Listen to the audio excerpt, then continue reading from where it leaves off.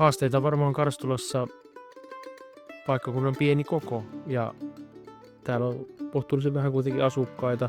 Onko tällä hetkellä 3500 varmaan, niin se rajoittaa tietysti sitä, että niin se asiakaskunta on kohtuullisen pieni kuitenkin. Kyllä, ja sitten se kausivaihtelu on iso, että talvella se volyymi on niin paljon pienempi kuin sitten taas kesällä, kun tulee mökkiläiset, tulee lomalaiset ja kaikki sitten semmoinen ohikulkeva matkailija, niin se on tietenkin se suuri haaste, aina se, miten varautua oikein. Ja sitten varmaan kaiken kaikkiaan niin sanotaan, että oli oikeastaan mikä tahansa yritys tai liiketoiminta, niin se sellaisen 3 vuotta ottaa ennen kuin se niin kuin ihmisten tietoisuuteen pääsee ja ihmiset oppii tuntemaan ja tulee sitä satunnaista matkailijaa, tulee niin sanottua puskaradiosta kerrontaa sitten, että ihmiset oppii löytämään, että aha, täälläkin on tällainen paikka, että käydäänpä tuolla ja se sana kiirii sitten eteenpäin, että sekin ottaa omaa aikansa.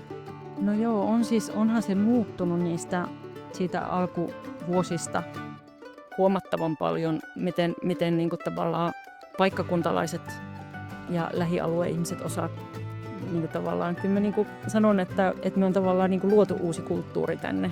Kahvilakulttuuri on niin kuin tullut lähemmäksi eri ikäluokkiin, että yllättävän niin kuin pienet lapset on oppinut sen, että kun vanhemmat menee perjantaina hakemaan hoidosta, niin sanoo niin, että nyt mennään kahville lähikonttiin. Että tavallaan niin kuin, että se tulee jo sieltä pienestä, niin kuin, että on niin kuin opittu käymään kahvilassa.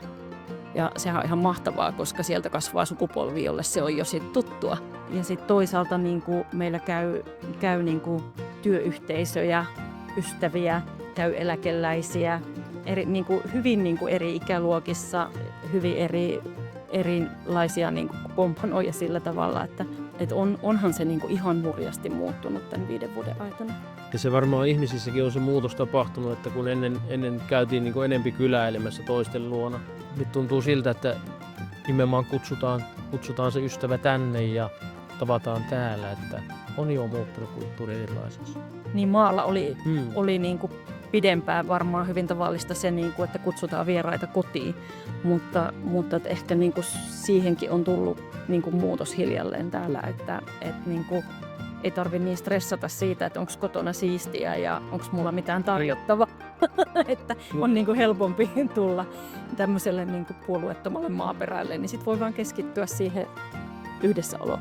Joo, ja sitten kyllä tämä niin sanottu somemarkkinointi, niin kyllähän se on sellaista, että se sitten leviää niin kuin laajalle. Ja siinäkin on kokeiltu, meillä on nuoria kesätyöntekijöitä ollut, ne on sitten tehnyt TikTokia ja kaikkea tällaista sitten, että niin kyllä kaikin keinoin on semmoisia erilaisia kokeiluita tehty. Mutta kyllä niin kuin ehdottomasti paras on aina se asiakkaiden oma kokemus. Se kun joku niin kuin jakaa sen semmoisen aidon kokemuksen siitä, niin kuin, että